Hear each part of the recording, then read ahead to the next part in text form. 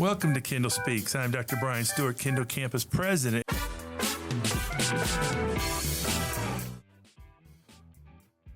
Today we have three amazing guests. First, our Director of iCED, Ms. Priya Pershadsingh. Also with us is our Program Coordinator for iCED, Alecia Walker. Hello, hello. Welcome. And then Melissa Lau, our Grant Coordinator from iCED College-Wide. So, hi. Welcome, ladies. So This is one of the podcasts we've tried to get together. It's taken a while, but we're really glad to have it. I think this is probably our last podcast of the year. We've done 26 of these now, and this will kind of end our season. So you guys are honored to have you today. Let's first, Priya, start with you. Tell us a little bit about your journey and how you got to the Kendall campus in Miami-Dade College. Sure. Well, I'm very happy to be here. So thank you so much for having us. But like Dr. Stewart said, my name is Priya Pershadsingh. I'm the director for iCED at Kendall Campus. But I actually started as a student at MDC at North Campus about 10 years ago. Okay. And I was studying mass communications, and I thought I knew what I wanted. But then I got involved with this department. And then after I transferred to UF, I switched my major to sustainability studies. And then I went after my master's, and a coordinator position opened up at Wolfson Campus 2 years ago. So I applied to that and I got it. And then eventually I became a director here at Kendall, which I'm super, super excited to be here because Kendall has phenomenal energy. It does. Homegrown. We like that too. Yeah, so that's exactly. good. Alecia, tell us about your journey to Miami-Dade College. Hi, guys. I'm Alecia. So I am a military veteran and an MDC alumni. I received my associates and my bachelor's here within the last 2 academic years. Got my associates in business administration and my bachelor's in supervision and management with an accounting concentration. I am now pursuing my master's at UM. I'm getting a master's in taxation. Wow. I started and iCED as a student assistant doing my internship for my bachelor's. And then I applied for the coordinator position about a year ago. And I've been here ever since. Wow, very impressive background, and thank you for your service. Thank you. That's awesome. Which campus did you attend? Here at Kendall Campus. That's what I wanted to hear, so thank you. And finally, Melissa, tell us about your journey. Hi, thank you guys for having me. So yes, my name is Melissa Lau. I am the grant coordinator for the Poll Workers Are Heroes campaign that was implemented college-wide since last year in May. I'm also MDC alumni, and I'm from class of 2016 here at Kendall. Kendall was the campus that I went to for my entire time. And after my associates, I transferred over to FIU to get my bachelor's in environmental studies, as well as my master's in the same field as well. And just a little bit about myself, I didn't really have too much engagement, interaction with iCED. iCED was around, when I was still an MDC student, but I was kind of those students that didn't really get out of their comfort zone. Kind of the same case as students here, but eventually I kind of grew out of that, and I found my passion in caring for the environment. So with that, throughout my entire academic career, I found that my love and passion lies in community engagement and impact through environmental stewardship. So I really love seeing how individuals come together to take care of the land and how they form communities like that. And how did I end up back here in Kendall? Well, in 2019, I worked as a math tutor at Wolfson Campus under a different grant. And my experience there was absolutely phenomenal. I saw that I had an impact on students. And when I finished graduate school, I always had in the back of my mind, I should go back to MDC. And now here I am working with these 2 lovely ladies and the amazing iCED team. So yeah, and it is an amazing program, and we're going to get into that now. But thank you for being here. Some great academic backgrounds, and this is going to be a fun conversation. Priya, let's talk a little bit with you about the mission of the Institution for Civic Engagement. I want to make sure people know that what the acronym stands for, and democracy, and how it impacts students in the community. So give us a little description of what's going on, if you would. Sure. So our mission is to transform learning, strengthen democracy, and contribute meaningfully to the common good by awakening and empowering students for lifelong civic engagement. And if I were to sum that up into a much shorter sentence, it would be our job is to empower and inspire students to help make the world a better place. So the impact comes from teaching and learning experiences that are transformed for our students and faculty. They develop knowledge, skills, and agency to become active members in their community. And they take these skills, these tools that they've gained, and apply it to the real world. That's great. And I know among the many students that participate, our honors college students are very big proponents of Absolutely. yeah. And Alecia, let's talk to you about change making. I know I hear from our honors college students a lot about change making, and our students say that, which is, I think, very makes you feel good when they use the terminology and they've learned. So talk a little bit about that, if you would. Yes, of course. So change making is about stepping up to solve a problem, regardless if it's something big or something small. And it's for the good of others and our planet. So it could be something as like helping someone cross the street that can't do it alone, or something bigger within your community. Our mission at Kendall is to lead and inspire our student population by using our 4 attributes within change making, which is empathy, reflection, resilience, and action.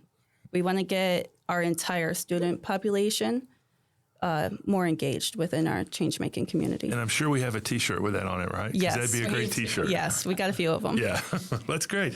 Melissa, tell us a little bit about workforce development and industry needs. Oh, I love this question. And I thought about it for a little bit, and yeah, I'll just get right into it. So when it comes to industry needs, I want to just take a moment to highlight the Civic Leadership Fellowship Program. We just, I believe we restarted that back up not too long ago. So a little bit about the program is that if you are a federal work study eligible student, you can work at a nonprofit of your choice and you can get paid for it. So essentially it's an internship. And these nonprofits focus on critical areas such as education, public health, environmental sustainability, social services, and so on, right? And these fields are always going to be in demand of good workers, right? And on top of that, this program offers students a chance to explore their career path while contributing to an important cause. So it's kind of like they'll get to dip their toes into a field. Maybe they might like it, maybe not, but regardless, it's a starting point. When it comes to workforce development, our programs focus on developing soft skills, right? So the soft skills that you develop through volunteering and interning with our nonprofits, students can cultivate valuable skills such as compassion, communication skills, teamwork, empathy, resilience, reflection, how to be problem solvers, all those things. And these are the types of qualities that are often a lot harder to teach, but they're highly valued by employers, right? So by participating in the CLF program and just volunteering overall, these students become problem solvers in their communities, and that enhances their professional and also personal growth. That's great. Could you highlight maybe for our audience a few of our partners that you come to mind? Oh, sure. I'll highlight the first one. I work with one of them, Miami Waterkeeper. I'm not sure if you're familiar. I am. Oh, I absolutely am. Yeah. That's one of our community partners. Engage Miami, Citizens for a Better South Florida, Fab Lab. Fab Lab. We have over 100. Yeah, well, that's okay. I just wanted for a few. Miami, I think is and that's what I want our audience to know is there's a lot of places for them to plug in and a lot of opportunities. So that's great. Priya, one of the things that I love about this campus is our engagement, and I see students all the time doing things. Talk a little bit about civic engagement and how it can help a student academically, and many of our students want to go on like you ladies did to other institutions. Talk about how that supports our students. Absolutely. So I want to start off by sort of defining what civic engagement is, because I don't think a lot of people really understand the meaning behind it. So it's where people get involved in their community to make it better and tackle more important issues. So it's about taking action, whether it's voting, volunteering, or even joining local projects to help out in any way that you can. So in terms of participating in civic engagement activities can enhance a student's skill development. They learn how to work in environments that require them to think on their feet. And then 2, academic performance. Students who get involved in civic-focused activities usually show increased engagement in their studies, and they're more likely to take on leadership roles on campus. And then 3, networking opportunities. So they connect with community members, and that opens many doors for a world of possibilities in career opportunities or sometimes even financial and social support. Good. Very good. What are some of the key initiatives that iCED leads to promote civic engagement? So a few of the key initiatives and programs that iCED has are our Civic Action Scorecard, Academic Service Learning, the Unify America College Bowl Challenge, and our nonpartisan voter engagement. Yeah, that's great. And I know, speaking of voter, we do some things with voter registration, don't we, Melissa? Oh, we do. Talk a little bit about that. Yeah. That and a lot more than that. Of course. Yeah. So last year, we really ramped up our efforts to get students to the polls, right? And I'm proud to share what we accomplished. So I'm going to talk about this on two sides, on the voting side and then just a little bit beyond voting, right? So on the voting side, we created, well, not that we created, but we have the mdc.edu/vote website. And, you know, as part of our grant, we had to kind of get numbers to see how many website hits the website got. And we're so happy to report that we got 37,000 views alone on just the website. 37,000. 37,000 views on just the mdc.edu/vote website. We also got in front of classrooms, right? We had more than 100 classroom presentations, not only to talk about the poll worker opportunity, but we also took time to get students election ready, right? So we talked about how to check which polling location they have to go to, the early voting sites, which Kendall was one of them. Where to get information on what's going to be on the ballot. So we got into the classrooms, we did like 10-minute presentations, and we gave them all those different resources. And then we also hosted over 10 faculty FPD workshops to help students become election ready, and we offered them virtually and in person, and those were facilitated by, shout out, Josh Young. Yes, hello, Josh. Good guy. He's amazing. He facilitated those, and we got lots of faculty involved in that.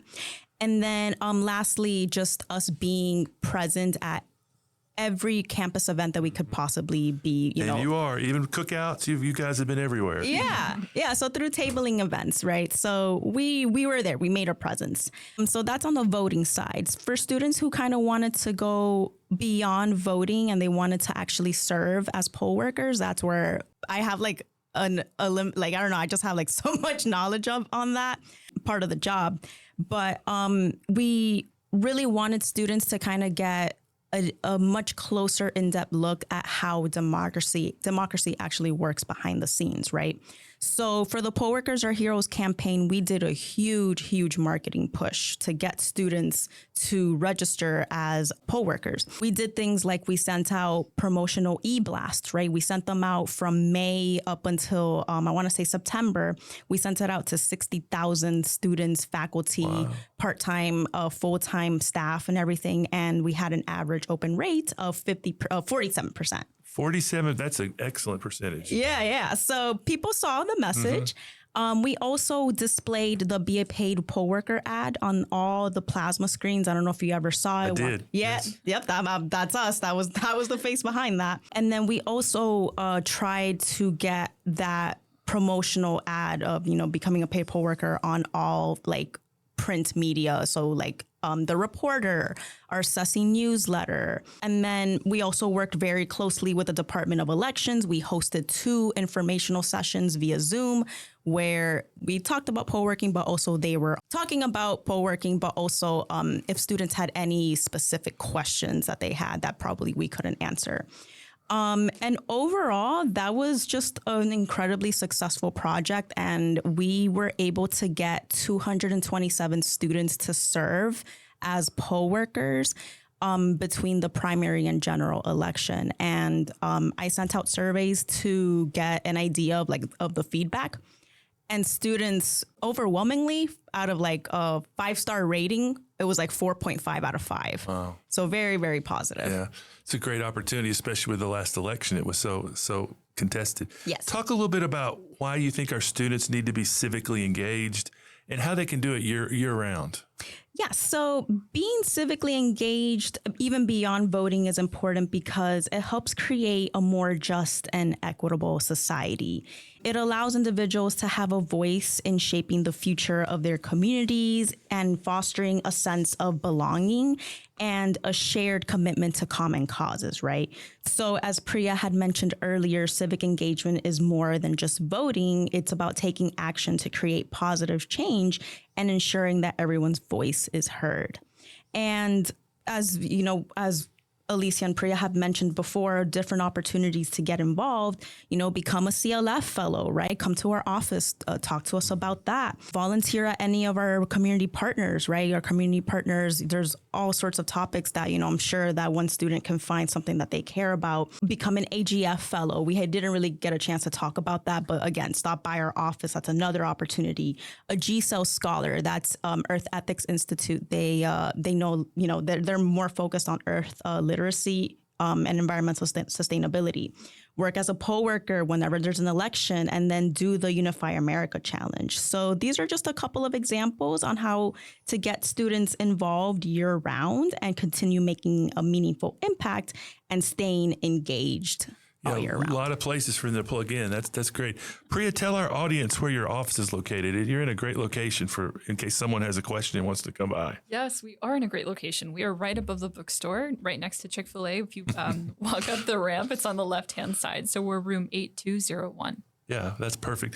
Talk a little bit about student participation and trends you've seen, and maybe some of the strategies that you think are effective in fostering engagement.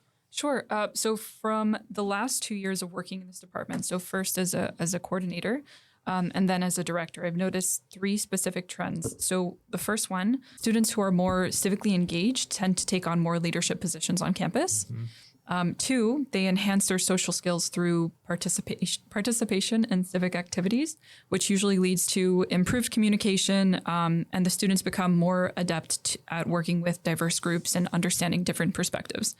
And then 3, they usually feel a stronger connection to their community, which leads to opportunities for them to feel more supported. I've even heard stories where students receive social or financial support from the connections they've made, which helps them hone in on that sense of hope for their future. That's good. Those are great points. Alecia, talk a little bit about some examples. One of the things we love is when we hear about students, their success. Talk a little bit about some projects and ways that you've seen students apply their things to real world examples.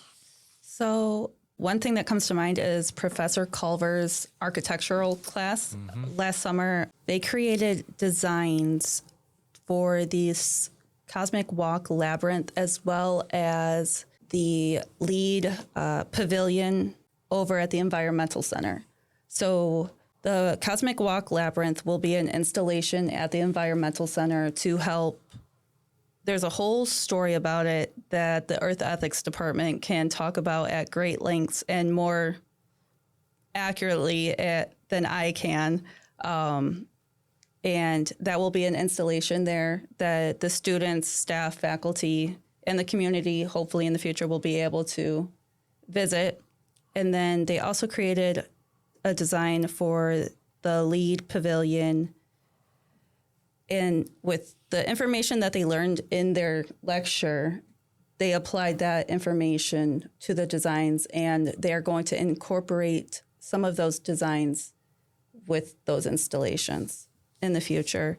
Another student, Nico DePetris, he is fighting plastic consumption waste with his Eco Future Bottle Initiative, where they are collecting water bottles, plastic bags, and getting them from like the landfills, taking care of them, and so that the environment is better off. It is something that he started in his home country and is continuing to do with his club and the engineering students. Yeah, that's a cool project. I've had the opportunity to speak to him, and that's really awesome. And I appreciate you mentioning the Environmental Center. We're working hard to bring that back, and that's a future podcast that we'll have.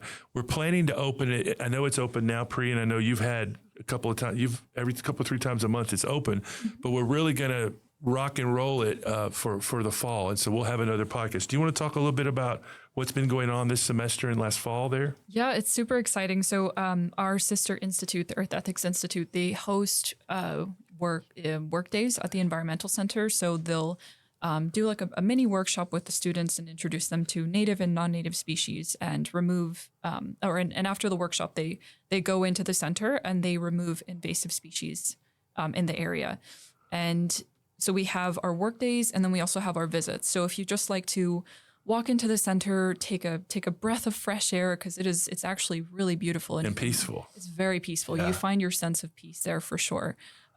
So that's open as well. And then we have had some professors take tours. So if you're a faculty member and you're interested in having and hosting a tour at the Environmental Center, we can help you do that.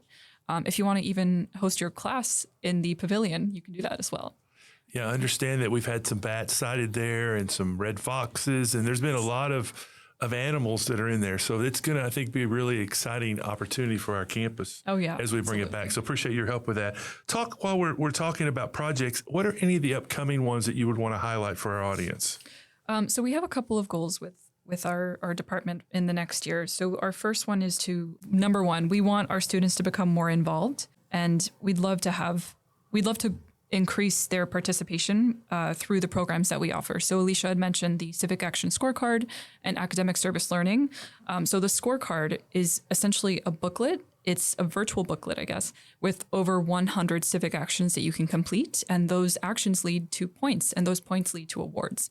And then through Academic Service Learning, you essentially connect with a community partner, like Melissa was mentioning, and you complete service hours. And eventually those hours lead to awards as well. So we want to increase more participation within those programs that we have. We want to form more connections with our amazing faculty members on campus. We love you guys so much, and we'd love to see your faces in our office. We're super friendly. I don't think any of us bite. And then one of our last goals is to grow the Civic Leadership Fellow program and hire more students to work with our affiliated nonprofits. Those are excellent goals. Alecia, how can our students and our faculty and staff get more involved in iCED? Students can get more involved by visiting the Changemaker Hub, which is easy to find. You can just go to Google, type in the Changemaker Hub, and follow the links that way. There's amazing opportunities that are listed. There's events, there's volunteer opportunities, as we've mentioned. You can find a cause that you're passionate about, and it'll filter it for you just like that, so you don't have to weed through all of the different opportunities that we have. And you can also complete the civic action items that way. Faculty can begin incorporating change-making program into their curriculum slowly. It doesn't have to be an all-in thing all at once. And then we can have continued discussions with them. And then staff can also collaborate with us during events and promote civic action scorecard items as they apply to whatever events that may be. We can promote events on the civic action or on the Changemaker Hub. As we kind of wrap up here, I'd like to go around the table and ask each of you one or two things that students can do to be actively involved in community, things that you'd like them to take away, and maybe even how you'd like to attract a student. What's the one thing you'd say that, hey, this is why you need to be a part of this group? Priya, you want to start? Give us. Sure. So if there's one thing to take away, I'd say you don't need to become someone to make a difference. You can take small steps with who you are right now.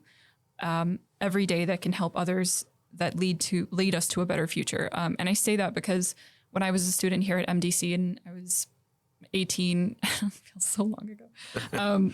But It wasn't that long. it No. feels like forever ago. But when I was a student, I was so lost, and I really thought I had to become somebody in order to make a difference. Right. But you really don't need to do that. You're perfectly fine as you are. And just stop by our office and get to know us, and we can help you find your purpose. That's what a lot of this work is, really. I mean, it comes down to helping students, faculty, staff, even if needed, to help them find their purpose. Yeah, I think that's well said. I think that's one of the missions of community colleges is for students that maybe they were in a high school class that didn't see themselves in higher education, and they can come here and have that opportunity. So that's good. And I do think that's what your group does, is give students the opportunity to plug in their own way. And we all have been in college and we all have degrees, but I can remember the day I had no idea what I was going to do. I had my bachelor's in math, I had no idea what I was going to do with it. And so I think that's a well said thing and important for students to say. Who else? So my advice to students would be to get out of your comfort zone for sure. I did a class presentation yesterday, and one of the students was talking about his service learning, what he did to volunteer, and he had volunteered at a food pantry, and he had a wonderful time. He was like, "Oh, I had met so many people. They were all so nice, and the workers that were there at the food pantry, they were also warm and gave me guidance." And then I asked him, I'm like, do you think you would have done that had you not just just done it, like just got out of your comfort zone. And he was like, no, I don't think I'm glad I did, because now I feel like I'm more open to trying new things. Right. And yeah, I think it's easier said than done for some students to take that leap, but I promise you don't have to do a ginormous leap, just little leaps, here and there. One step at a time. One step at a time, exactly. So get out of your comfort zone would be my Great, advice. Melissa, I appreciate that.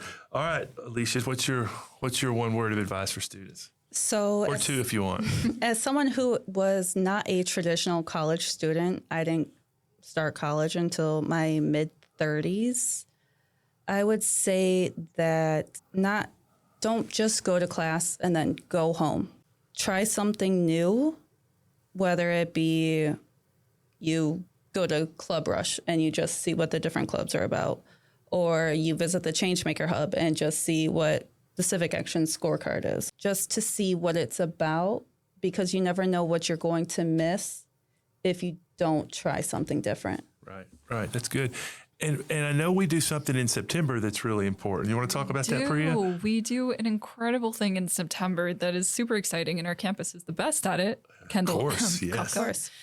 So we have what's called Changemaker Week. It's an annual week-long opportunity that our major department, which is the Changemaker Education and Social Innovation Department, that we host at every campus every single day that week. It's from September 16th to the 22nd, I believe. I think it's September 15th. Thank you. Through the 21st. So Monday through You were Sunday. almost there. I was right almost there. there. I was Good. close. And this is our third year? Our Yes. Third year of it, Yeah. yeah. And every year, and you're right, we kill it here, but every year it gets better. So. So every single day that week at every campus, we're hosting events all related to Changemaker education. So going back to that first comment I made about empowering and inspiring students to help make the world a better place, it's all of these events are focused around that one statement.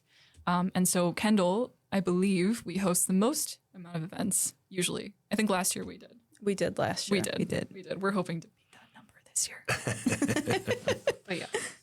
I believe it. Well, this has been a great conversation. We like to end our broadcast here with turning the microphone around. So I'd like to give you ladies an opportunity to ask me anything you'd like.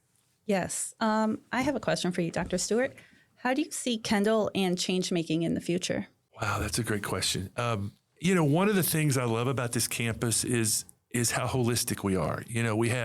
We have students in majors from fine arts to engineering, to technology, to computers, to the athletes, to all we had 43 clubs this year, which is a record, which I'm really proud of. And I really, what I see is this is sort of something that is systemic, that goes through all the programs. And that's what I'd love to see is I do think I hear change making a lot from our students, as I mentioned earlier, and that makes me proud because I know it came from you guys. I know that became a part of this program, and it wouldn't have been a part of our students' DNA or vocabulary if you guys weren't doing such a great job. So I want to continue to do that. I know, Priya, you host the faculty every semester, or is it the end of the semester? I think it's the first of the semester.